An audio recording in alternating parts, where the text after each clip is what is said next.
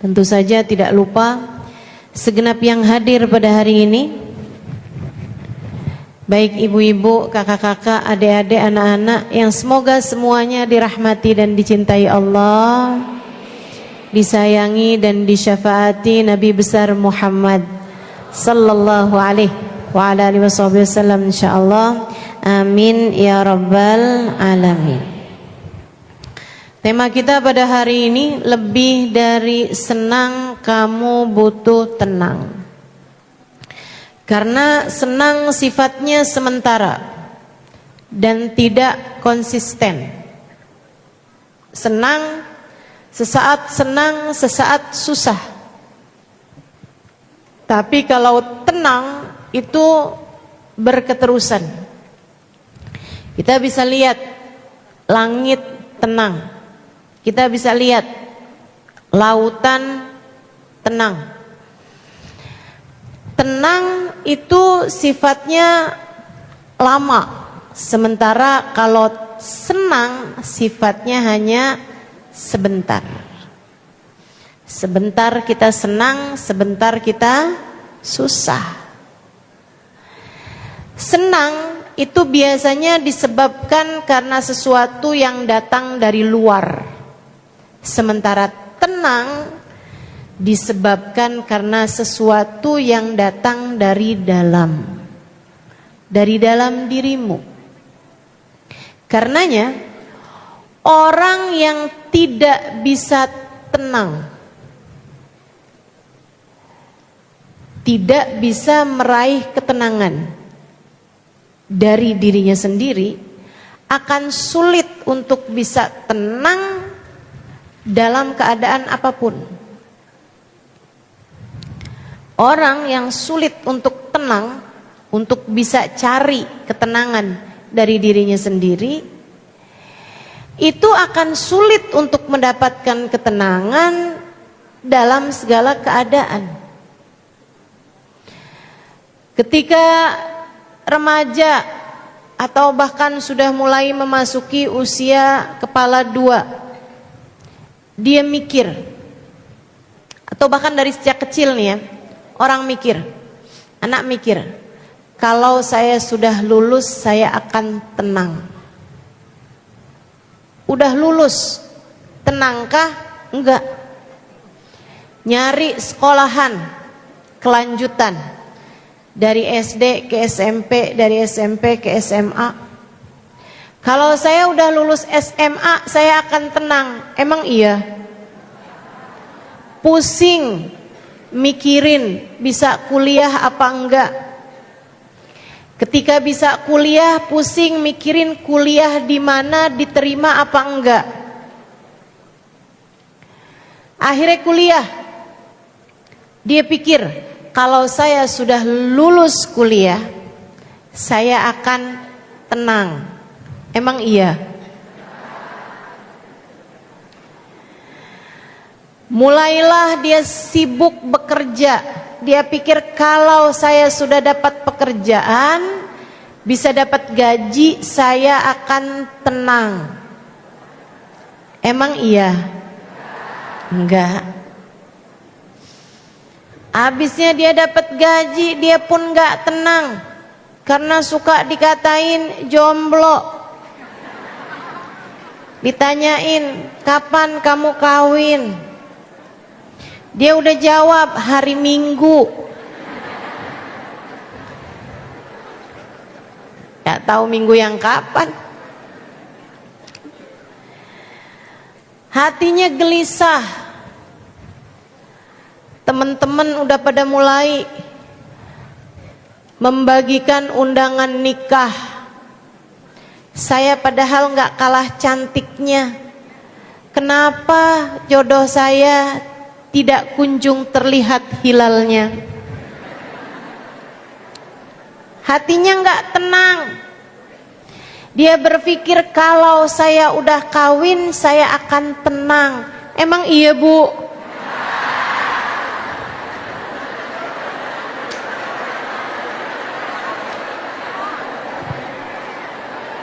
Pertanyaannya ke ibu-ibu langsung. mungkin hanya senang di awal-awal pernikahan, makanya namanya honeymoon. Bulan madu, manis bu madu itu bu, tapi kan bulan.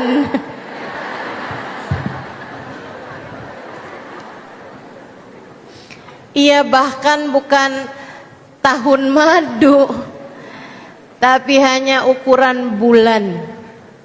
Mulai masuk 6 bulan, 7 bulan, mulai tagihan-tagihan.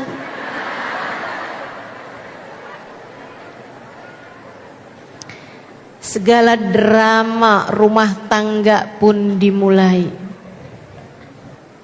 Kalau bulan-bulan pertama biasanya masih dapat menikmati hasil amplop.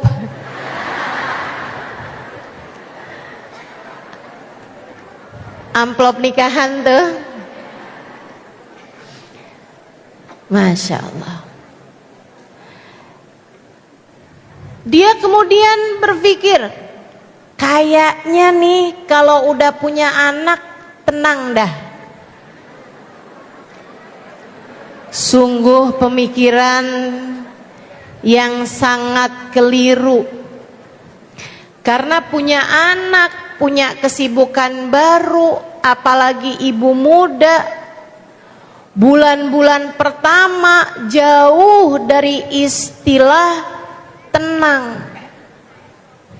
Yang ada adalah perjuangan, belum lagi kurang tidur, belum lagi ngelihat suami pulang dari kerja bukannya bantuin, malah dia maunya cepet-cepet istirahat. Nggak nyalahin, suami juga mikirnya saya udah capek seharian kerja.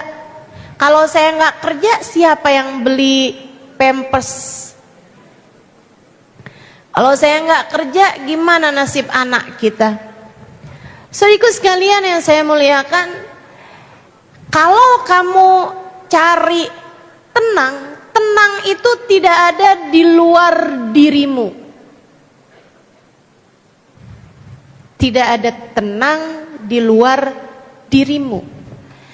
Kalau kamu menganggap bahwa kamu akan bahagia, kamu akan tenang ketika kamu sudah punya ini itu, ketika kamu sudah berkeluarga dan seterusnya, itu namanya bukan tenang melainkan senang. Dan sekali lagi saya sampaikan, senang sifatnya sebentar. Ia punya masa kadaluarsa yang segera akan habis waktunya. Sebentar. Makan enak itu bukan tenang yang didapat, tetapi senang. Kamu senang ketika makan enak. Akan tetapi beberapa jam kemudian kamu sudah akan lapar lagi. Apapun aja dari bentuk kesenangan itu selalu sifatnya hanya sementara. Senang sebentar. Karenanya lebih daripada senang, kamu perlu tenang. Yang dicari nggak usah senang. Yang dicari jangan hanya senang. Nanti tuh nafsunya nggak selesai-selesai. Saya kasih tahu sifatnya nafsu. Saudaraku sekalian saya muliakan, orang yang nggak punya uang, yang nggak pernah punya uang banyak misalnya, ketika satu hari dia punya uang banyak, dia senang. Tapi kalau udah terbiasa punya uang banyak, nggak lagi senang, biasa-biasa aja. Betul? Orang yang maaf-maaf, misalnya nih, mukanya nggak jelas,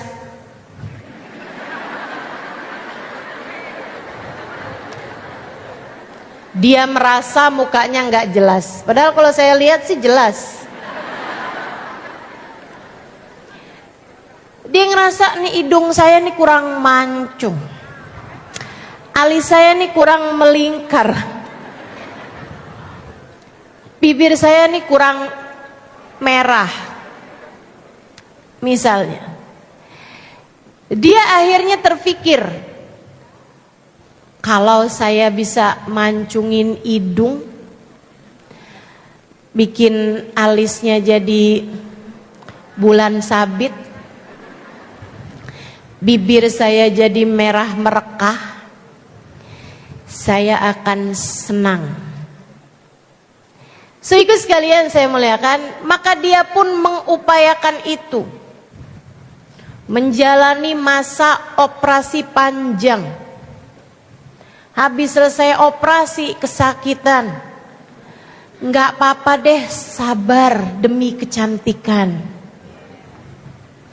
Saudaraku sekalian saya muliakan, habis itu dibuka perbannya, dia lihat hidungnya nangkring sekarang.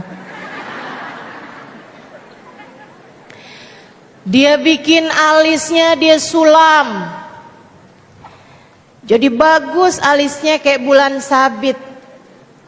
Saudaraku sekalian saya muliakan, dia pakein sulam di bibir. Jadi merah bibirnya, gak usah pakai lipstik. Saudaraku sekalian, dia seneng. Berapa lama? Berapa lama senengnya? Sehari, 2 hari, seminggu, 2 minggu, sebulan, 2 bulan, udah gak ada lagi kesenangannya. Sebab kesenangan bukan berasal dari luar dirimu itu. Seneng tuh gak berasal dari luar. Sifatnya semuanya sementara. Maka jangan kejar senang, nggak akan ada habis-habisnya. Sebentar aja, habis itu hilang. Nanti nih nafsunya kepengen lagi. Udah alis bener jelas, hidung jadi jelas, kemudian bibir jadi jelas. Dia ngerasa nih kayaknya tulang pipi perlu ditonjolkan. Ini kayaknya di bawah mata mulai kendor, perlu ditarik benang. Sian tuh muka udah jadi kayak kain, ditarik benang, disulam, dibordir.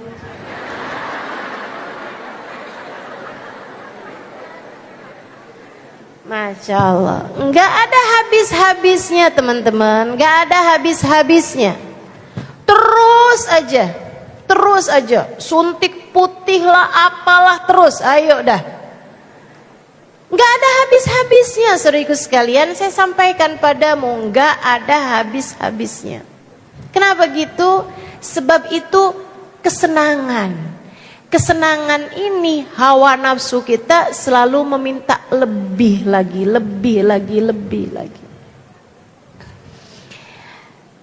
Adik-adik remaja nih, kalau saya punya pacar pasti saya akan bahagia. Ada yang ngucapin selamat pagi. Dek, kalau cari sekedar yang ngucapin selamat pagi, pergi aja ke Indomaret.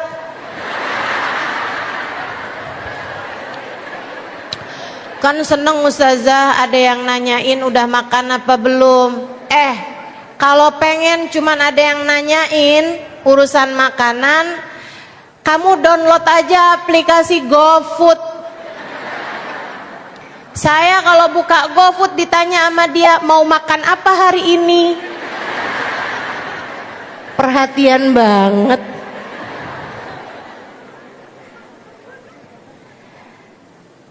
Itu semuanya kamu anggap sebagai sebuah kesenangan. Tapi dek, ku sampaikan padamu, saya gak pernah lihat orang lebih ngesianin daripada orang yang lagi pacaran.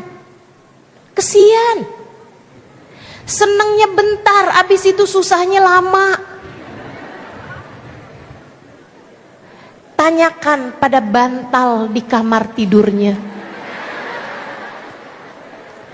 Ada banyak malam-malam yang dia menangis karena takut pacarnya diambil perempuan lain.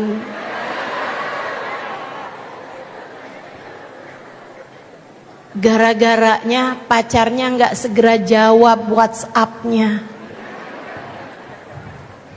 Tersiksa hidupnya, susah hidupnya, kesian. Saya sampaikan padamu, dek, sebagai orang tua yang sampai sekarang belum ada anak, saya anggap kamu semua anak-anak saya. Lah amin.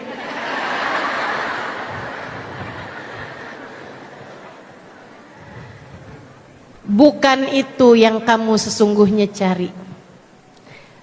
Bukan kesenangan yang seharusnya kamu cari. Untuk bisa membahagiakan hidupmu, lebih dari senang, kamu butuh tenang. Maka dengarkan saya. Para ibu, biasanya kalau adik-adik urusannya pacaran. Kalau ibu-ibu nih urusannya uang.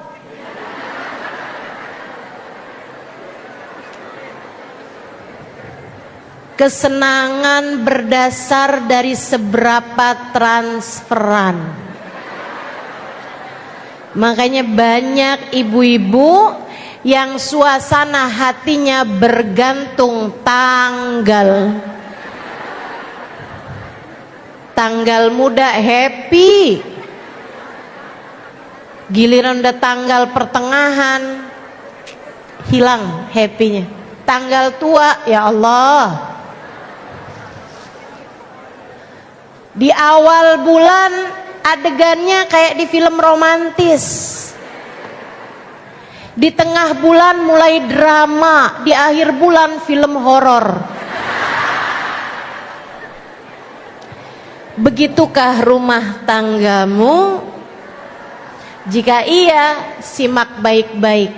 Saya akan menyampaikan kepadamu tentang bagaimana seharusnya kamu mengelola hatimu agar memiliki hati yang tenang, sehingga dalam segala keadaan kamu akan selalu dapat kembali kepada hatimu sendiri.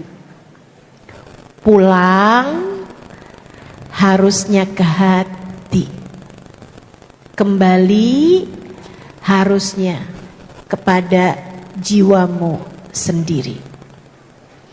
Orang yang hatinya bisa selalu menjadi tempat pulang, dia akan kerasan dimanapun saja berada.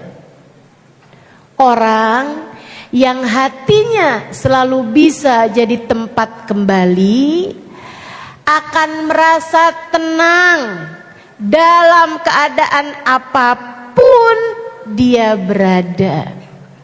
Karenanya kembalilah kepada hatimu dengan cara hatimu biarkan jadi hati yang tenang. Insya Allah. Yuk kita pelajari caranya bikin hati jadi tenang. Saudaraku sekalian saya muliakan, nih kalau kamu pingin hati kamu tenang, yang pertama, hati tuh punya banyak sampah. Kamu kalau tinggal di rumah banyak banget sampahnya, banyak banget barang-barang tidak berguna di dalamnya, banyak banget sampahnya, kotoran-kotoran. Kamu jalan sedikit ada, mohon maaf, kotorannya ayam. Jalan dikit ada muntahan, jalan dikit ada bangkainya tikus. Jalan dikit lagi, masuk kamar, tahu-tahu ada kencing. Kencingnya kucing, misalnya gitu. Betah nggak kamu kira-kira di dalam rumah tersebut? Nggak betah. Sampah-sampah hatimu harus segera dikeluarkan. Apa itu? Sampah hatimu adalah dosa. Idza adnabal abd nakat fi qalbihi nuqtah sauda, kata Nabi kita Muhammad sallallahu alaihi wasallam. Apabila seseorang mengerjakan dosa, maka akan tertorehlah di dalam hatinya satu titik hitam. Sampah. Sekali kamu bikin dosa, sampah ada dalam sekeping hatimu yang tidak seberapa besar itu. Kalau kamu bikin dosa lagi, satu titik hitam lagi. Kamu bikin dosa lagi, satu titik hitam lagi. Terus begitu hingga hatinya menjadi gelap, hingga hatinya menjadi kotor, hingga hatinya menjadi kelabu. Bahkan kalau kamu terus berbuat dosa, hatimu menjadi menghitam. Ustazah, apa cirinya hati yang hitam? Nabi menyebutkan dalam salah satu hadisnya, cirinya hati kalau sudah hitam tidak lagi bermanfaat nasihat disampaikan padanya. Nih dengerin omongan saya nih. Dia ngelihatnya yang itu orang-orang tuh pada kotor-kotor hatinya. Itu si itu tuh kayak gitu tuh, kayak itu persis tuh. Saudara saya tuh kayak gitu tuh modelannya tuh. Dia nggak pernah mengembalikan kepada dirinya sendiri. Dia nggak pernah ngelihat yang ya ampun saya tuh begitu tuh. Ternyata selama ini yang saya kejar adalah senang, bukan tenang. Makanya saya susah mulu. Makanya hati saya kayak roller coaster. Sesaat di atas, sesaat di bawah, gampang banget berubah-ubahnya. Ntar senang, ntar susah, senang lagi, susah lagi, nangis lagi, ketawa lagi. Saya banget nih yang kayak begini nih. Ternyata salah cara. Ternyata selama ini yang saya kejar adalah senang, bukan tenang. Saya akan simak baik-baik nih. Oh, hati saya penuh dengan sampah. Ternyata saya adalah pelaku dosa.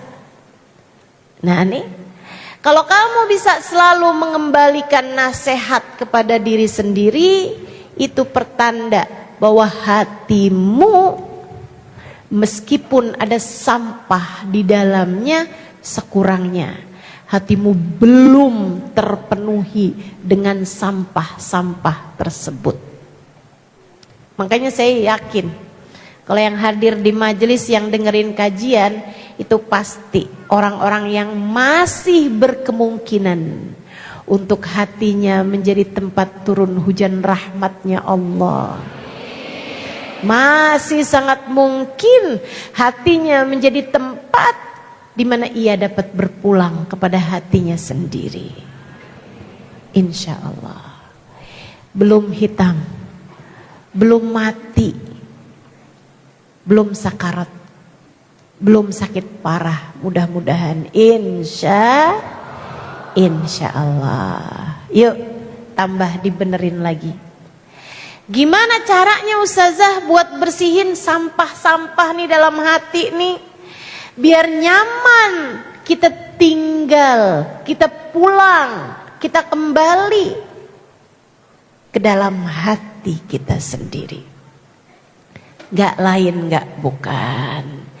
Caranya adalah dengan taubat. Taubatlah. Taubat yang sungguh-sungguh. Minta agar Allah berkenan mengampuni dosa-dosamu. fa innahu la yaghfirudz dzunuba illa anta. Karena sungguhnya ya Allah, tak ada yang dapat mengampuni dosa saya selain Engkau satu ya Allah, Zat yang Maha Pengampun. Bu, kalau di saat saya menyebutkan tentang urusan dosa dan kamu merasa kayaknya dosa saya sih belum segitu banyaknya sih, nah susah nih,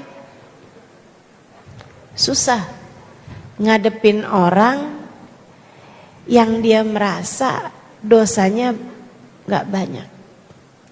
Saya kasih tahu ya, orang tuh merasa berbuat dosa, merasa punya banyak dosa, itu bukan tergantung dari besarannya dosa, justru sebaliknya. Sesudah saya perhatikan dengan benar, sesudah saya pelajari kisah orang-orang soleh yang ngerasa punya banyak dosa, justru yang dosanya paling sedikit. Orang kalau ngerasa dosa saya nih sedikit, justru adalah orang-orang yang dosanya paling banyak. Makanya nih para pendosa-pendosa ini Bu nih biasanya begitu diuji dia pakai nanya, ya Allah dosa apa sih saya? Dia gak kelihatan dari banyaknya. Ini yang istilah pepatah, gajah di pelupuk mata tak tampak, semut di seberang lautan tampak. Dosanya orang jauh-jauh dia tahu semuanya dah, gak kenal. Dosanya artis dia kenal. Dosanya sendiri kayak gak kelihatan depan matanya. Na'udzubillah min dzalik. Saudaraku sekalian saya muliakan, Nabi Muhammad menceritakan dalam salah satu hadisnya, innal munafik, orang munafik ngelihat dosanya, orang munafik, orang yang jauh dari Allah Subhanahu wa taala, yang hatinya enggak punya iman, ngelihat dosanya kayak ngelihat lalat di hidungnya, ditepis begitu aja. Apaan sih? Gitu doang. Walakinnal mu'min, akan tetapi orang mukmin ngelihat dosanya kayak ngelihat gunung yang sedang berguncang di belakang punggungnya, entah di menit bahkan detik yang keberapa gunung tersebut akan jatuh menghancurkan dirinya. Kamu bagaimana caramu melihat dosamu? Ya Allah, kalau engkau ampuni, nasib saya gimana ya Allah? Hancur dah saya ya Allah. Kalau engkau tidak mengampuni saya, hancur saya ya Allah. Ucapan ini bibusi sekalian diucapkan oleh Nabi Adam yang hidup bertahun dalam taat dan sekali saja mengerjakan perbuatan yang menurut beliau salah. Makan buah yang dilarang Allah membuat beliau turun ke atas permukaan bumi. Kabarnya 40 tahun beliau tidak pernah berani mengangkat kepalanya karena malu dan takut kepada Allah Subhanahu wa taala. Ucapan beliau, Rabbana zalamna anfusana wa illam taghfir lana wa tarhamna lanakunanna minal khasirin. Ya Allah, saya udah bikin dosa ya Allah. Kalau engkau enggak ampuni, kalau engkau enggak sayangi, hancur dah saya ya Allah, celaka saya ya Allah, binasa saya ya Allah, dunia sebelum akhirat ya Allah, kesihani saya ya Allah, ampuni dosa-dosa saya ya Allah. Kalau kamu bisa melihat dosamu seperti itu, apalagi teman-teman sekalian, faktanya bahwa Nabi Adam ketika menyampaikan doa semacam itu, Nabi Adam tawadhu, dosanya cuma satu. Kalau kita kan, kita bilang, ya Allah dosa saya banyak banget ya Allah, kalau engkau gak ampuni ya Allah, pasti akan hancurlah saya. Malaikat bilang, oh. Bener banget, emang dosa kita Bu, banyaknya luar biasa. Kalau Allah mau hancurkan kita tersebab dosa-dosa kita, tidak berada di masjid ini pada saat ini. Kalau Allah mau menghancurkan kita disebabkan dosa-dosa kita, tak ada sesiapapun mau duduk di sampingmu itu pada saat ini. Kalau Allah tampilkan hakikat dirimu di hadapan manusia yang lain, tak ada sesiapapun mau menyayangimu. Apalagi Allah subhanahu wa ta'ala jalla jalaluhu wa ta'ala azamatuh. Karenanya kamu kepengen hatimu tenang, hidupmu bahagia. Apalagi jika yang kamu cari bahagia di dunia, mati husnul khotimah, akhirat masuk surga. Kalau yang kamu kejar itu, kalau yang kamu cari itu, maka nomor satu yang harus kamu lakukan adalah taubat. Taubatilah dosamu, minta ampun sama Allah. Kamu pantas melakukannya. Kamu pantas melakukannya. Kamu pantas melakukannya. Menangislah kepada Allah. Bangunlah di waktu malam, saat yang lain sedang tertidur. Kamu pantas melakukannya. Cari muka di hadapan Allah, cari perhatian Allah. Kamu pantas melakukannya. Kamu semestinya melakukannya. Kalau Allah mau menghukummu atas dosa-dosamu, ya Allah, kamu tidak akan selamat, saudariku sekalian.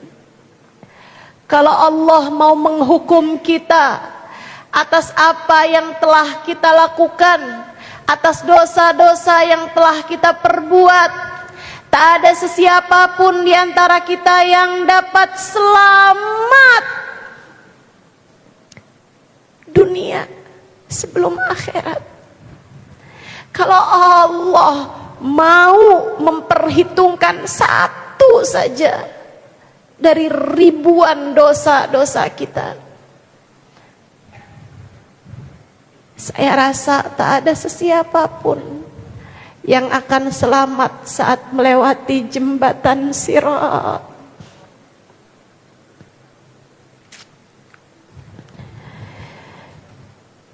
Apabila seseorang meninggalkan sholat, kata Nabi Muhammad, kutib ismuhu fi bab min abwabi jahannam, namanya akan tertulis di satu pintu dari pintu-pintu api neraka. Fulan bin Fulan harus masuk lewat pintu ini, sehingga apabila dia nanti lewat di atas jembatan, pintu tersebut akan memanggil namanya, membuat dia tergelincir dari jembatan tersebut dan masuk ke dalam api neraka.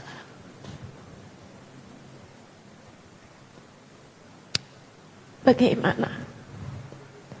Selamatkah kiranya dirimu itu?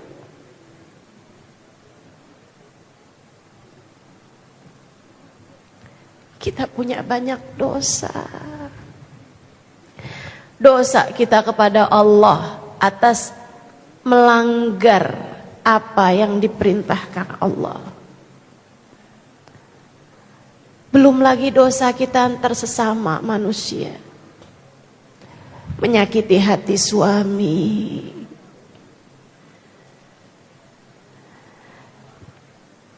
menyakiti hati anak-anak,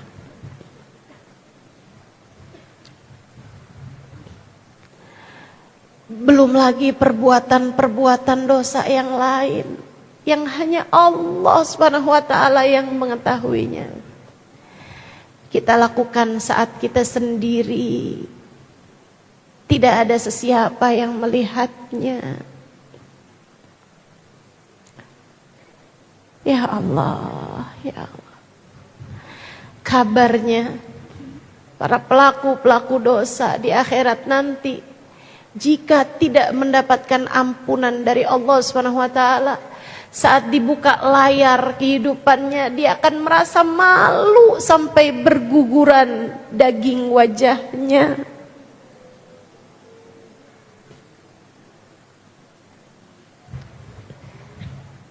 Kalau kita tidak mendapatkan ampunan Allah, hancur kita,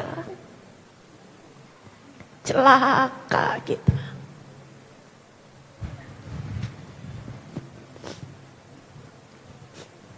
Siapapun kita, kamu jangan andelin, tapi kan saya anaknya Fulan bin Fulan,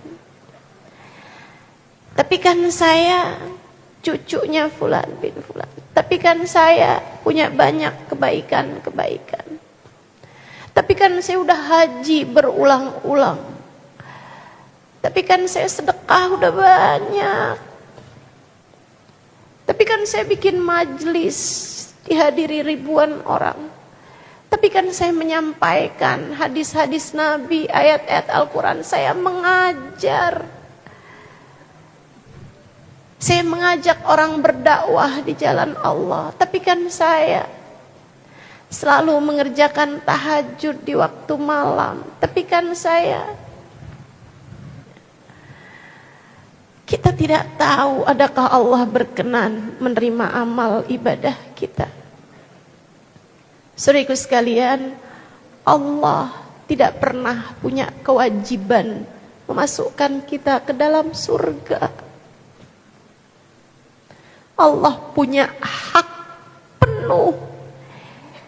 Tak ada sesiapapun yang dapat menghalanginya tatkala ia marah dan memasukkanmu ke dalam murkanya. Tak ada sesiapapun yang dapat mencegah ketika Allah Subhanahu wa taala marah hingga menjerumuskanmu ke dalam neraka. Tak ada sesiapapun yang dapat mencegah ketika Allah marah kepadamu, bahkan mencabut keimananmu sesaat sebelum datang kematianmu.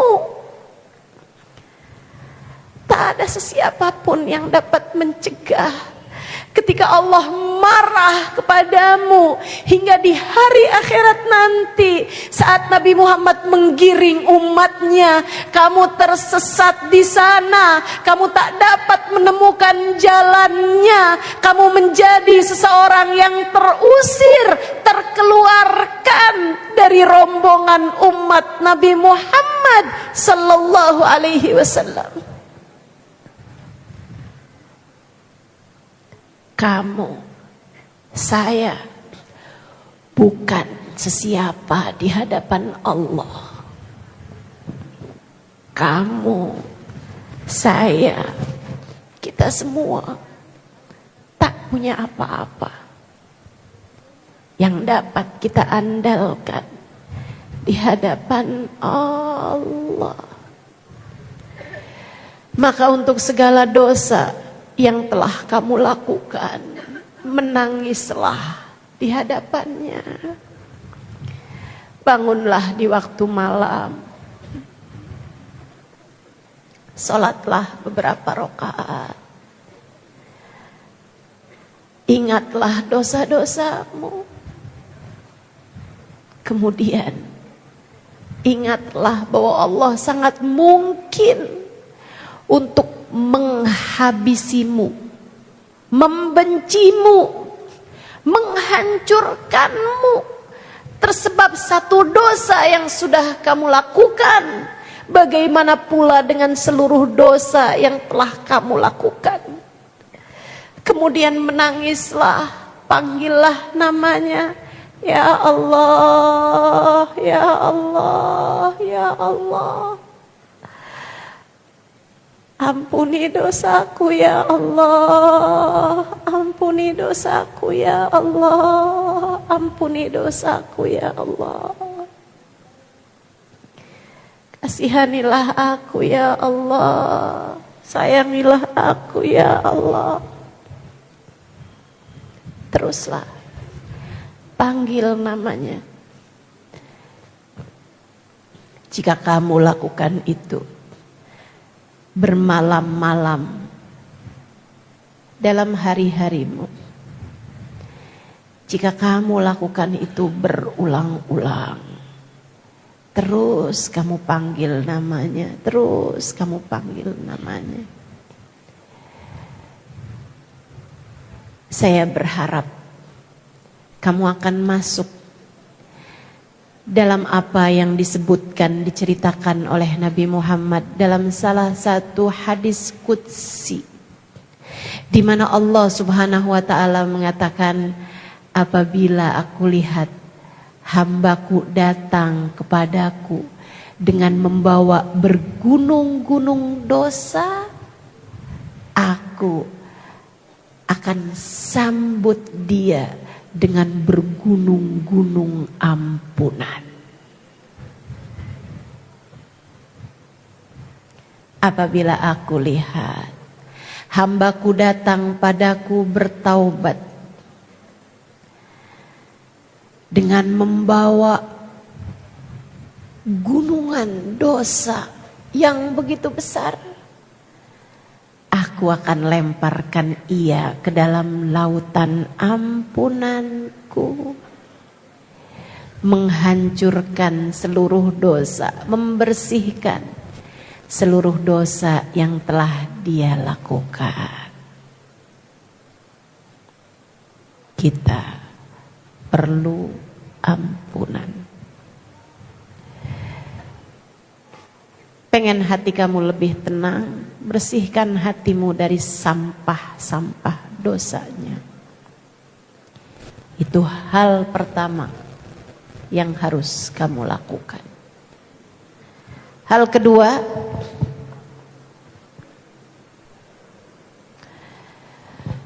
bersihkan dosamu, bersihkan hatimu dari segala kebencian-kebencian. Pengen hati kamu tenang, pengen hidupmu tenang, hati kamu selalu jadi tempat yang menyenangkan untuk kamu pulang, untuk kamu kembali. Yang nomor 2 harus kamu lakukan, keluarkan segala kebencian di dalam hatimu terhadap hamba-hamba Allah Subhanahu wa taala. Jangan biarkan dendam, apalagi kesumat, mengotori ruang hatimu itu. Itu karat, teman-teman. Itu noda, teman-teman. Itu sulit dihilangkan, saudariku sekalian. Karenanya kamu perlu untuk sungguh-sungguh membersihkan hatimu dari rasa benci terhadap siapapun. Sebab kebencian dalam hatimu akan membuat hatimu tidak tenang. Lihatin aja seorang perempuan yang memiliki kebencian karena rasa cemburu terhadap siapapun aja. Dia pernah merebut hati suami saya. Hatinya penuh dengan kebencian. Dia berusaha untuk mencelakakan perempuan tersebut. Hingga cara haram sekalipun dia laksanakan. Dia datengin dukun satu ke dukun yang lain. Dia santet, dia teluh perempuan tersebut. Bu, saya tidak membenarkan perempuan yang merebut hati suamimu. Tentu tidak. Tentu tidak. Bukan saya membela. Saya tidak sedang membela dia. Saya sedang membela hatimu. Biar hatimu bisa hidup lebih tenang. Maafkan. Saya nggak ada urusan sama perempuan yang seperti itu. Terserah. Dia mau memilih jalan yang salah, terserah. Akan tetapi saya membela dirimu yang hadir di tempat ini. Dengan pemikiran mau semua yang hadir di tempat ini nggak ada yang jadi pelakor.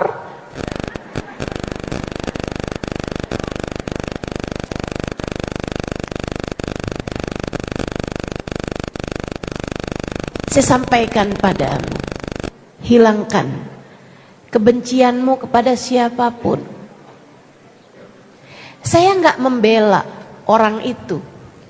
Saya membela hatimu. Saya nggak kesian sama dia. Saya kesian sama kamu. Kalau kamu terus-terusan naruh dendam di dalam hatimu itu, hidup kamu jadinya nggak tenang. Hidup kamu jadinya selalu khawatir, selalu gelisah. Kamu jadi merasa saya trauma. Yuk belajar. Berusaha untuk menghilangkan rasa benci terhadap siapapun. Pengen ustazah tapi kok susah banget ya ustazah. Saya susah lupanya. Sampai saya pernah berdoa, ya Allah lumpuhkanlah ingatanku. Ngapain? Kamu doa biar amnesia gitu? Memaafkan bukan berarti melupakan. Memaafkan adalah mengingat tanpa kepedihan. Saya ulangi. Memaafkan tidaklah sama dengan melupakan. Karena kamu pasti akan terus ingat teman-teman. Sebab itu sesuatu yang emosional bagimu bukan? Sehingga akhirnya kamu akan ingat. Kita ini gak akan mudah lupa terhadap urusan-urusan yang emosional. Mau itu emosionalnya seneng banget ataupun susah banget, pasti kita gak akan lupa. Tapi kalau kamu memaafkan, yang ada adalah kamu tetap bisa ingat, akan tetapi tidak dengan kepedihan yang sama. Rasanya udah enggak jadi pedih lagi. Enggak bisa tuh ustazah. Apakah saya kurang berusaha? Bukan, mungkin kamu sudah berusaha, hanya saja kamu salah caranya. Caranya tuh bukan dengan kamu mengingat-ingat kebaikan suami, nggak bisa, nggak bisa. Caranya tuh juga bukan dengan kamu bikin romantis, kayak ada lagunya itu ya. Bukan. Melainkan caranya tuh bukan di luar dirimu sendiri teman-teman sekalian. Melainkan caranya dengan kamu memahami makna firman Allah Ta'ala, inna lillahi wa inna ilaihi raji'un. Semua milik Allah dan semua kembali kepada Allah. Sebab semuanya dari Allah.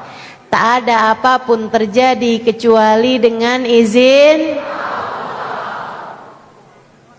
Semua terjadi dari Allah. Dari Allah. Ustazah, kalau dari Allah, kenapa Allah memberikan kepedihan sedalam ini? Kenapa Allah memberi kepahitan sampai sebegini?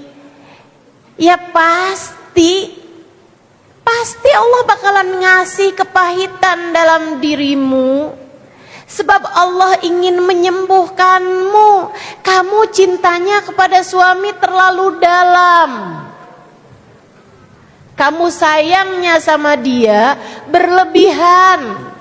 Kamu bergantungnya kepada dia sampai membuat Allah cemburu. Hingga Allah mematahkan hatimu. Seolah Allah berkata, liatin, cinta manusia dapat mengecewakanmu. Sebab hanya cintakulah yang dapat senantiasa mendampingimu. Karenanya sering saya sampaikan padamu, ketika Allah menjadikan hatimu patah, itu adalah karena Allah hendak menuntun langkahmu kembali kepadanya. Saat kamu dikecewakan oleh seorang manusia, itu adalah tali yang Allah ulurkan kepadamu untuk menarikmu kembali kepadanya. Bukan wanita itu yang dituju, bahkan bukan suamimu yang dituju oleh Allah untuk kamu kembali, melainkan dirimu sendiri. Allah pengen kamu balik padanya. Kenapa? Sebab Allah mencintaimu. Sebab Allah cemburu padamu. Jelas? Lah kenapa malah kamu gak bisa maafin dia? Lah ini kan gak ngerti caranya nih. Yuk, mulai sekarang, tiap kali kebencian datang dalam hatimu, kamu ingat, maaf ya Allah, bukankah semuanya darimu ya Allah. Maafkan saya ya Allah, yang tidak mengerti pelajaran yang kau berikan padaku ya Allah. Maafkan saya ya Allah, yang tidak faham hikmah di balik setiap ujian yang kau berikan. Gitu. Untuk semua hal, Ustazah, saya sih alhamdulillah. Saya sih gak benci sama orang karena suami saya direbut orang, Ustazah. Suami saya alhamdulillah gak pernah direbut perempuan lain, Ustazah. Saya doangan yang mau sama dia.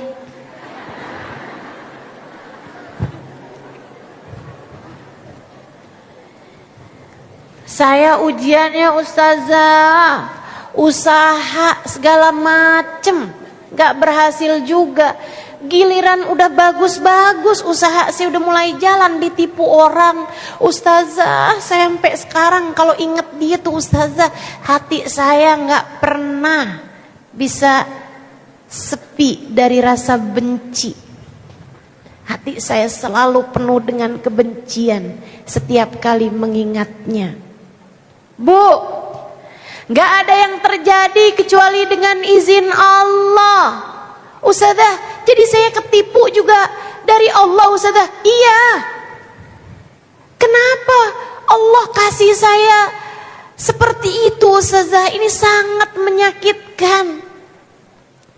Saya kasih tahu kenapa Allah memberikan kepadamu pil pahit berupa bangkrut, miskin, sulit ekonomi. Sebab Allah lihat hatimu penuh dengan rasa cinta terhadap dunia. Allah membuat hatimu kecewa dengan dunia. Pelajarannya biar kamu ngerti cintamu terhadap dunia tuh jangan segitunya. Dunia mulu yang kamu pikirin. Sampai kamu tahajud yang kamu minta dunia lagi. Kamu baca Quran buat rezeki biar lancar. Kamu sholat duha nggak ditinggal biar hari ini dapat transferan lebih banyak. Allah lihat dunia melulu yang kamu kejar. Kalau sepanjang hidupmu di dunia, usahamu hanya untuk mengejar dunia, kapan ceritanya kamu mengejar surga? Kalau seluruh yang kamu usahakan di dunia, tenagamu, effortmu, segala usaha yang kamu lakukan adalah untuk mengejar dunia terus-terusan, kapan waktunya kamu mulai mengais-ngais, tertatih-tatih, mengemis-ngemis cinta Allah Subhanahu wa ta'ala? Tidakkah kamu malu? Bahkan dunia ini adalah miliknya. Ia berikan kepada siapapun yang dia kehendaki. Tidakkah kamu malu rebutan dunia terus-terusan? Saya sih malu kalau saya rebutan dunia. Saya sih malu kalau ada orang mau ngambil dunia, ya udah biarin. Sebab yang saya cari bukan dunia, yang saya cari pemilik dunia. Ucapkan pada hatimu, enggak apa-apa dunia saya hilang, asal pemilik dunia senantiasa bersama saya.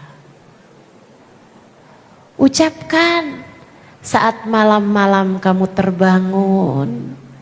Ucapkan, ya Allah, saya miskin, saya susah secara ekonomi, saya enggak punya banyak harta, tapi saya tidak takut ya Allah, sebab bersamaku ada Engkau, pemilik seluruh jagat raya.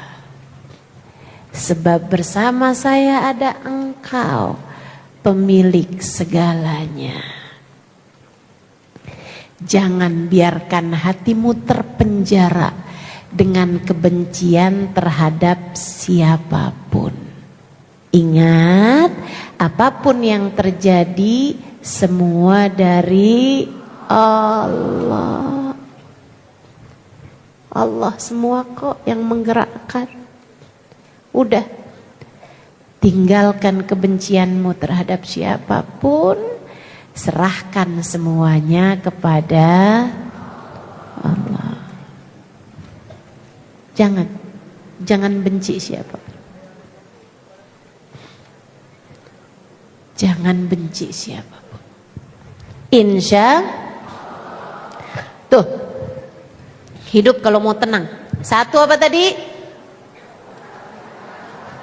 Taubat, bersihkan hati dari dosa. Yang kedua, maafkan, hilangkan kebencian terhadap siapapun. Hilangkan kebencian terhadap siapapun. Yang ketiga, teman-teman sekalian, yang ketiganya adalah, kamu betah nggak kalau masuk dalam rumah, rumahmu itu terisi begitu banyak barang. Nabrak lagi, baru ngelangkah satu lagi, nabrak sofa. Mana sofanya nggak bisa didudukin, tumpang tindih sofa satu dari yang lain. Kamu jalan bentaran lagi, kamu nabrak kulkas. Jalan dikit lagi ketemu microwave. Jalan dikit lagi ada tempat tidur. Bentaran lagi ada mobil dalam rumah. Kebanyakan barang, nggak pada tempatnya, nggak lapang akhirnya, sumpek akhirnya, boro-boro tenang akhirnya. Saya kasih tahu, nih kebanyakan barang kayak begini nih, kebanyakan dunia dalam hati kamu, teman-teman. Makanya coba liatin deh, kalau hati kamu nggak tenang, gelisah terus-terusan, itu adalah karena hati kamu terlalu cinta sama dunia. Dunia melulu yang kamu pikirin. Dunia lagi. Coba liatin tuh kamu tuh. Para istri itu ya, tiap ngobrol sama suami urusannya duit melulu. Aduh, saya bisa bayangin kenapa para suami itu sumpek di rumah. Tiap ngelihat istrinya yang dilihat tagihan. Begitu ketemu sama istrinya udah tahu aja nih. Nih istrinya nih mau ngomongin urusan apa udah paham dia. Semuanya angka. Ya sumpek lah. Suamimu sumpek, kamu juga sumpek. Terus kamu nanya, kok hidup saya gak bisa tenang ya? Ya iya. Dan kamu mikir, nih hati saya nih gak tenang nih karena saya gak punya cukup banyak uang. Lah udah tahu hatinya sumpek karena kebanyakan barang, ditambahin lagi barangnya. Tambah sumpek. Pengen hati tenang gampang. Keluarkan dari hatimu rasa cinta terhadap dunia. Bu, seberapapun yang kamu punya, Dek, seberapapun yang kamu punya, kamu gak akan bisa memenuhi lebih daripada lambungmu sendiri. Seberapapun banyaknya yang kamu punya dari pakaian, kamu gak akan bisa menghiasi lebih daripada tubuhmu sendiri. Walaupun punya banyak baju, emang mau pakai 10 baju sekalian? Gak mau pasti. Kamu gak akan pernah bisa tinggal lebih daripada satu tempat tidurmu sendiri. Gitu. Hidup mah cuman segini-gini aja. Tapi gimana ya Ustazah, kayak kalau ngelihat orang gitu bisa beli barang mahal, kepengen Ustazah. Kalau saya lihat ada orang bisa punya baju bagus, kepengen Ustazah.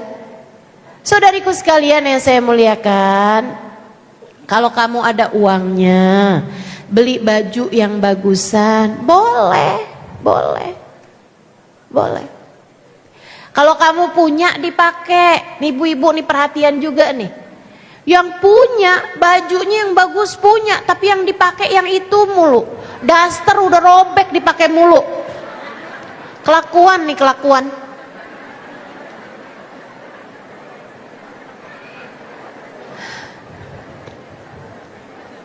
Jangan juga teman-teman, jangan juga.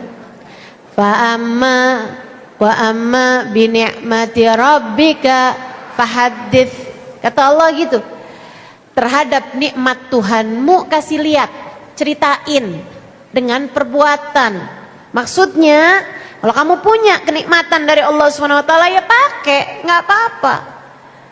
Jangan punya baju-baju yang bagus-bagus tapi yang dipakai yang udah bolong-bolong, udah robek-robek.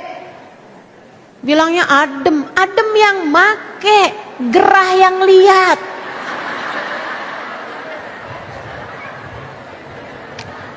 Apa coba maksud kamu itu?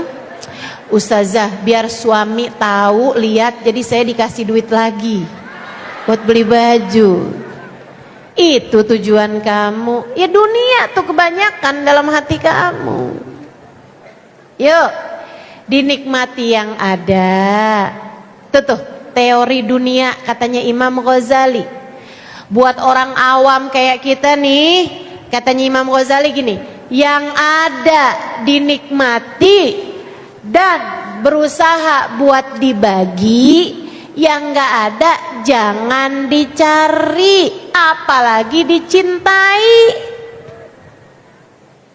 Yang gak ada gak usah kepengen, yang gak punya gak usah kepengen. Ingat, bahagia, senang, tenang itu gak melulu disebabkan karena urusan-urusan dunia. Enggak. Saya banyak ketemu orang-orang yang terbatas dunianya tapi hatinya tenang, hidupnya bahagia, senang mereka. Banyak saya ketemu. Kalau kamu nggak percaya, baca tuh buku saya Bidadari Bumi. Bidadari Bumi 1, saya ceritain Hubabah Tiflah. Saya ceritain perempuan yang nggak punya apapun. Di buku Bidadari 2, saya ceritain tentang penjahit yang cuman mau nerima uang dari jahitannya zaman itu, ya, 5.000 perak. Yang dia hanya mau menjahit mukena aja. Kalau dikasih banyak kan dia tolak, dia balikin. Dia bilang nanti saya takut pahala saya nggak ada di sisi Allah. Bahagia hidupnya, tenang hidupnya sambil zikir la ilaha illallah, la ilaha illallah, la ilaha illallah, la ilaha illallah, la ilaha illallah. Tak berhenti berzikir lisannya. Maka Bu, itu yang kamu anggap kalau saya punya mobil saya akan tenang, kalau saya punya rumah besar saya akan tenang, kalau saya punya HP terbaru saya akan tenang. Nggak ada. Kesenangan sementara, selebihnya kamu akan kembali susah hati lagi. Maka kalau kamu kepengen hidup kamu tenang, cara yang ketiga adalah hilangkan dari dalam hatimu rasa cinta terhadap dunia. Ustazah, artinya kita harus hidup miskin? Enggak gitu. Bu, tentang apa yang Allah beri kan enggak ada kaitan sama rasa hati. Ada berapa banyak orang yang cinta banget dunianya tapi hidupnya miskin? Ada berapa banyak juga saya ketemu orang-orang hatinya enggak cinta terhadap dunia, tapi Allah kasih dunianya enggak kurang-kurang, berlebihan bahkan, tapi hatinya andai dunia hilang sekejap sekalipun tak akan ada yang bergerak di dalam hatinya. Dia tidak mencintai dunianya sebab dia lebih cinta kepada pemilik dunia.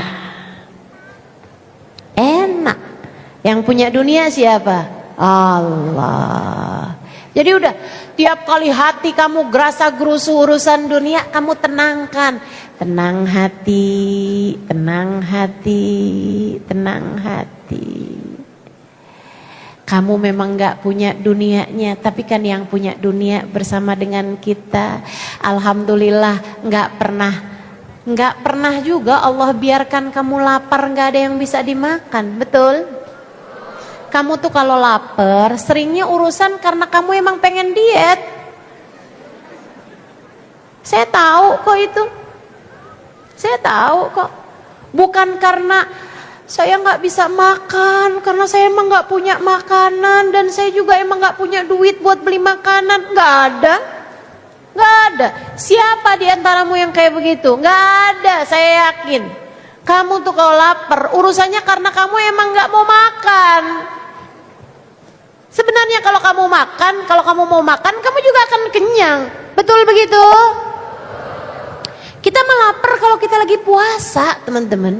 Allah nggak akan pernah biarkan kita lapar. Tenang aja. Gajah nggak pernah sujud aja gemuk-gemuk. Kecoa nggak pernah facial aja glowing. Tenang. Saudaraku sekalian, tenang aja.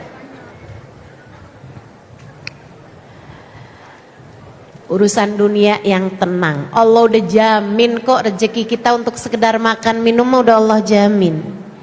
Baik. Saudaraku sekalian saya muliakan. Tuh 3 tuh. Tenangkan hatimu. Urusan dunia nih udah ada jaminannya dari Allah Subhanahu wa taala. Sekali lagi rumusan dunia tuh yang ada kita nikmati dan berusaha untuk jangan dinikmati sendiri. Ada yang kita bagi. Kemudian yang gak ada, gak usah pengen, gak usah cari, gak usah apalagi sampai kamu cintai, gak usah.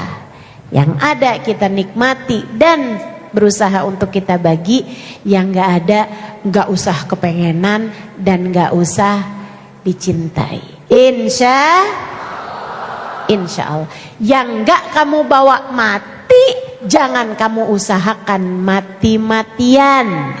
Begitu ya. Saudaraku sekalian saya muliakan, itu yang ketiga. Kemudian yang keempat, kalau kamu kepengen hati kamu tenang, ini resep Ini yang paling utama nih. Yang tadi semuanya juga penting. Ini paling penting. Enggak juga sih, semuanya paling penting. Saya takut kalau ngomong gitu tuh, oh berarti ini aja nih satu. Enggak gitu. Nah gitu. Semuanya tuh step by stepnya teman-teman sekalian. Taubatin dosa, angkat kebencian dari dalam hatimu. Kemudian yang ketiganya, hilangkan cinta dunia dari dalam hatimu itu. Berusaha semaksimal mungkin untuk kamu kurang-kurangin urusan dunia tuh dari dalam hati kamu. Kemudian naik lagi sekarang tingkatannya. Penting belajar untuk senang mengingat Allah. Belajar untuk zikrullah. Ingat Allah. Ingat Allah. Ingat Allah. Saya udah pelajarin diri saya. Makanya saya berani ngajar kepada teman-teman nih. Berani ngajarin hal ini karena saya udah lihat diri saya. Saya pelajari diri saya. Saya kalau lagi ngerasa sumpek, gelisah, galau, duka, merana, menderita. Udah saya lihat diri saya merasa begitu, merasa doang. Kita ini kan seringnya merasa doang. Hakikat merana, menderita tuh nggak ada sebenarnya. Masih bisa makan, hujan-hujan masih bisa bikin mie rebus pakai rawit. Udahlah. Teman-teman sekalian, kita tuh galau, gelisah, menderita, merana, itu tuh perasaan. Makanya saya sampaikan padamu, saya kalau lihat diri saya merana, merasa merana, merasa susah. Emang Ustazah pernah merasa kayak gitu? Iya, pernah lah. Kamu pikir saya apa? Saya tuh 11-12 sama kamu, tenang aja. Dan saya nggak yakin saya yang 12, bisa jadi saya yang 11. Teman-teman sekalian yang saya muliakan, saya kalau udah ngeliatin, saya udah mulai takut, mulai gelisah, saya liatin diri saya. Pasti karena saya lagi mikirin saya. Pasti karena saya lagi nginget saya. Pasti karena saya tuh lagi memikirkan tentang saya. Tapi begitu saya balik dengan saya memikirkan tentang Allah, saya jadi mengingat Allah. Saya menghadirkan Allah. Hati saya jadi tenang. Jadi saya tahu susah saya, gelisah saya, galau saya, perasaan-perasaan negatif dalam diri saya itu disebabkan karena saya lupa sama Allah. Jadi tiap kali saya bilang saya takut, tapi bersama saya ada Allah yang maha memberikan keamanan. Saya pun jadi tenang. Saya susah, tapi bersama dengan saya ada Allah, Zat yang maha menghilangkan kesusahan. Saya pun jadi tenang. Saya menderita, enggak juga. Bersama dengan saya ada Allah yang telah memberikan berbagai macam kenikmatan. Dan di atas itu semuanya Allah subhanahu wa ta'ala memberikan kepada saya keimanan, memberikan kepada saya pengetahuan tentangnya, memberikan kepada saya tauhid, memberikan kepada saya keyakinan, memberikan kepada saya guru-guru yang mengenalkan saya kepada Allah subhanahu wa ta'ala. Lebih daripada itu semuanya, Allah telah memberikan kepada saya Nabi Muhammad, manusia yang meskipun saya tak pernah berjumpa dengannya, akan tetapi cintanya kepada saya sebagai umatnya luar biasa. Memikirkan keselamatan saya lebih daripada orang tua saya memikirkan keselamatan saya. Menginginkan saya masuk dalam surga, menginginkan saya masuk dalam rombongannya lebih daripada saya memikirkan tentang keselamatan saya sendiri. Hati saya pun menjadi tenang. Saya pun kemudian berkata, Alhamdulillah, Alhamdulillah, Alhamdulillah. Ketika saya merasa sepi, merasa sendiri, merasa sedih benar saya, udah nikah berapa puluh tahun, gak ada anak juga. Saya kemudian ingat, ada dia dalam hidup saya yang tak pernah meninggalkan saya. Ada Allah dalam hidup saya yang telah mengatakan tentang hubungannya dengan saya, wa nahnu aqrabu ilaihi min hablil warid, dan aku lebih dekat dengan hambaku daripada dia dengan urat nadinya sendiri, daripada dia dengan detak jantungnya sendiri. Saya pun menjadi tenang.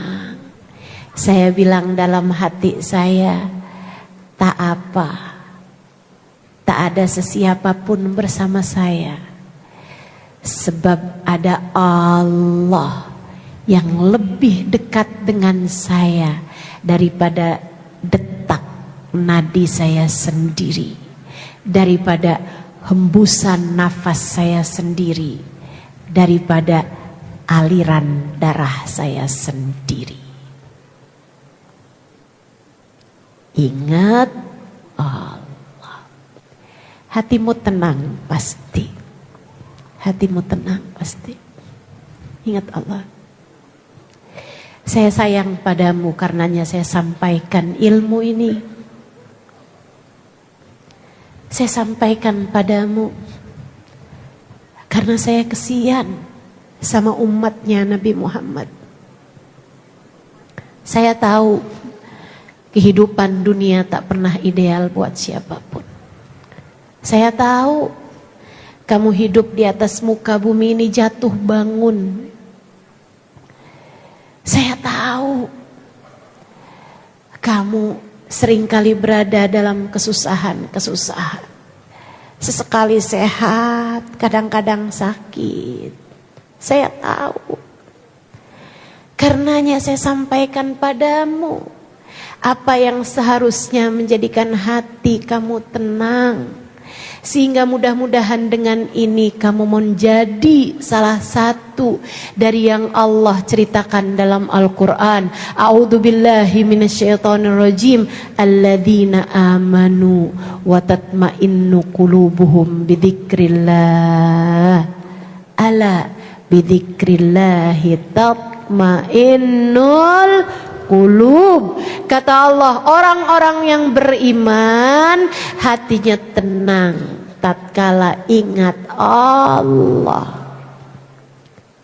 Ketahuilah, hanya dengan mengingat Allah hatimu menjadi tenang. Insya Allah. Terakhir, kalau kamu pengen hati kamu tenang, teman-teman saya kasih tahu. Lisan ini nih kalau berulang-ulang, kamu baca sesuatu berulang-ulang, kamu lafalkan sesuatu berulang-ulang, itu katanya para ulama kayak lagi memanah. Kalau belajar memanah kan terus tuh nyasar terus-terusan. Tapi tuh kalau terus lama-lama set nyampe juga ke dalam poin yang dituju. Kan begitu? Maka kalau kamu pengen hati kamu tenang, nih lisan kamu nih, biasain kerjain 2 hal. 1, zikrullah, menyebut nama Allah secara langsung ya. Kayak la ilaha illallah, la ilaha illallah, la ilaha illallah. Zikir pagi jangan ditinggalin. Namanya Al-Wirdul Latif. Kalau di kitab ada tuh, biasa disebut juga zikir pagi sore ya. Karya dikumpulkan oleh Imam Al-Haddad radhiyallahu ta'ala anhu warḍah, ulama terkemuka di negeri tempat saya belajar, namanya Tarim, Hadramut, Yaman. Di sana ada ulama terkemuka bernama Habib Abdullah bin Alawi Al-Haddad. Saya sudah sampai ke rumah beliau, saya sudah sampai berziarah ke makam beliau, saya sudah sampai di masjid beliau, saya sudah sampai di majelis tempat beliau biasa mengajar, saya sudah duduk di sana dan saya udah sering bolak-balik berziarah ke makam beliau. Baca zikiran namanya Wirdul Latif atau zikir pagi sore, karya dari Habib Abdullah bin Alawi Al-Haddad. Baca zikirannya. Kemudian hari-hari kamu tuh punya zikir. La ilaha illallah, la ilaha illallah, la ilaha illallah, la ilaha illallah, la ilaha illallah, la ilaha illallah. 100 kali misalnya. Malamkah, pagikah, atau baca la ilaha illa anta subhanaka inni kuntu minal zalimin. 40 kali sebelum subuh. Beberapa menit sebelum subuh, 5 menit sebelum subuh kamu baca itu. La ilaha illa anta subhanaka inni kuntu minal zalimin. Sambil difahamin artinya, tidak ada Tuhan kecuali Engkau ya Allah, Maha Agung Engkau, Maha Suci Engkau. Inni kuntu minal zalimin, saya seorang pendosa, saya banyak bikin salah. Terus gitu. Itu yang pertama, zikir. Sambil zikiran-zikiran yang lain. Zikiran sebelum makan, baca bismillah. Zikiran sudah makan, baca alhamdulillah. Doa-doa, zikiran sebelum keluar rumah, bismillah amantu billah tawakkaltu ala Allah la haula wala quwata illa billah. Ucapan ketika masuk rumah, baca ucap salam, kemudian baca qul huwallahu ahad. Zikiran-zikiran yang kamu pelajarin selama ini amalkan. Bacaan-bacaan sebelum tidur baca subhanallah 33 kali, alhamdulillah 33 kali, Allahu akbar 33 kali, diakhiri dengan la ilaha illallah wa la syarikalah, lahul mulku wa lahul hamdu yuhyi wa yumiitu wa huwa ala kulli syai'in qadir. Habisnya sholat jangan langsung bangun, baca zikirannya dulu. Baca itu kan? Baca ayat kursi, baca la ilaha, baca subhanallah 33 kali, alhamdulillah 33 kali, Allahu akbar 33 kali, akhiri dengan la ilaha illallah wa la syarikalah, lahul mulku wa lahul hamdu yuhyi wa yumiitu wa huwa ala kulli syai'in qadir. Zikiran-zikiran itu teman-teman sekalian, itu sama yang terakhir baca sholawat. Sholawat itu juga bagian dari zikrullah, sebab nggak jadi sholawat kalau kamu nggak sebut nama Allah. Yang namanya sholawat tuh pasti ada nyebut nama Allahnya. Allahumma sholli ala sayyidina Muhammad. Ada nyebut nama Allah di depan, ada juga nyebut namanya Nabi Muhammad sallallahu alaihi wasallam. Disebut sholawat wa sallallahu ala sayyidina Muhammadin. Ada gitu, nama Allahnya tuh pasti ada. Gak disebut sholawat kalau tidak menyebut nama Allah. Jadi dalam sholawat itu juga terdapat zikrullah. Akan tapi sholawat ini lebih khusus dengan kamu juga selain menyebut nama Allah, kamu menyebut nama kekasih Allah, baginda kita Nabi besar Muhammad sallallahu alaihi wa ala alihi wasallam. Bikin hati tenang teman-teman, bikin hati tenang. Itu adalah jaminan yang disampaikan baginda kita Nabi besar Muhammad sallallahu alaihi wasallam terhadap seseorang yang banyak baca solawatnya. Ya Rasulullah, kata seorang sahabat, inni ukthir minas salati alaikam ja'altuhu lak. Wahai Rasul, saya senang, saya banyak baca salawat kepadamu. Berapa yang saya hadiahkan untukmu? Kata Nabi Muhammad, terserah kamu. Kalau gitu Rasulullah, gimana kalau 1/3? Bagus kalau kamu tambahin lebih bagus lagi. Gimana kalau 1/2? Bagus kalau kamu tambahin lebih bagus lagi. Gimana kalau 2/3? Bagus kalau kamu tambahin lebih bagus lagi. Kalau gitu semua aja deh Rasul. Semua salawat saya hadiahkan untukmu, dan saya banyak membaca salawat kepadamu. Nabi Muhammad bilang, idzan tukfahamuk wa tughfar dzambuk. Kalau kamu banyak baca salawatnya kepadaku dan kamu hadiahkan salawat tersebut kepadaku, tukfahamuk, akan diangkat semua bebanmu, akan diangkat semua susahmu, akan diangkat semua gelisahmu, wa tughfar dzambuk, akan diampuni seluruh dosa-dosamu.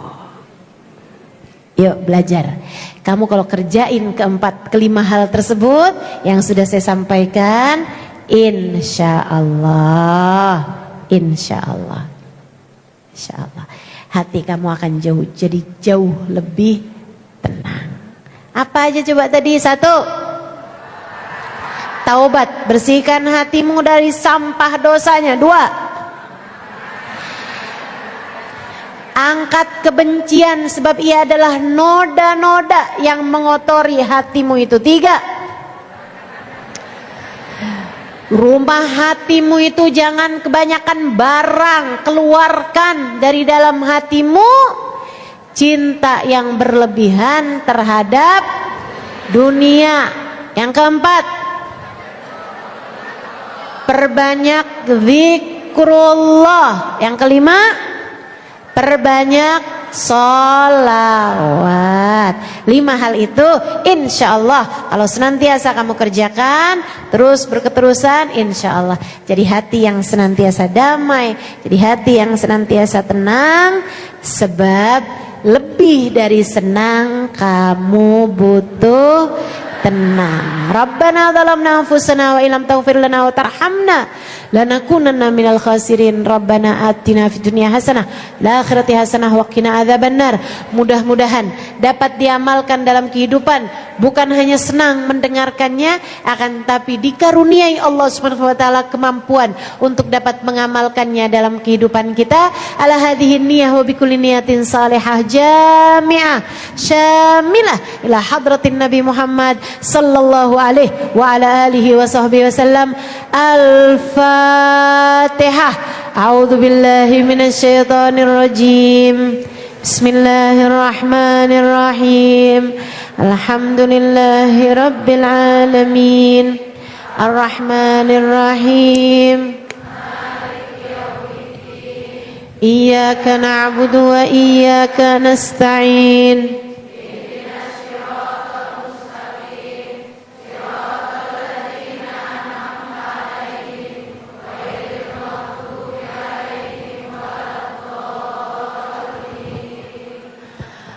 اللهم بحق الفاتحة برمة الفاتحة بركة الفاتحة تفتح لنا أبواب الخير، تؤمن لنا معاملة أهل الخير، تكفينا من جميع الفتن والمحن والبؤس والضير، إنك ولي كل خير متفضل بكل خير برحمتك يا أرحم الراحمين.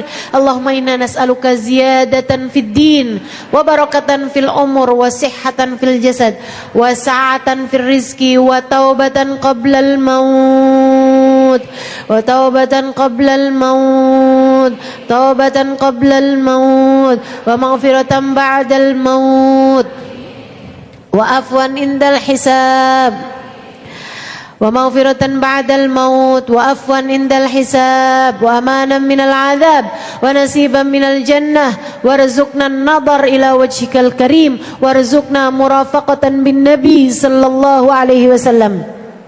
اللهم إنا نسألك من العقول أوفرها ومن الأذهان أصفاها ومن الأعمال أزكاها ومن الأخلاق أطيبها ومن الأرزاق أزلها ومن العافية أكملها من الدنيا خيرها ومن الآخرة نعيمها bihaqqi sayyidina Muhammadin sallallahu alaihi wasallam. Allahumma ij'al jam'ana hadza jam'an marhuma wa tafarruqana min ba'dihi tafarruqan ma'suma wa la taj'alillahumma lana wa la fina wa la ma'ana syaqiyan wa la matrudan wa la mahruma. Allahumma rabbana taqabbal minna innaka antas samiul alim wa tub alaina innaka antat tawwabur rahim bi fadli subhana rabbika rabbil izzati amma yasifun wa salamun alal mursalin walhamdulillahi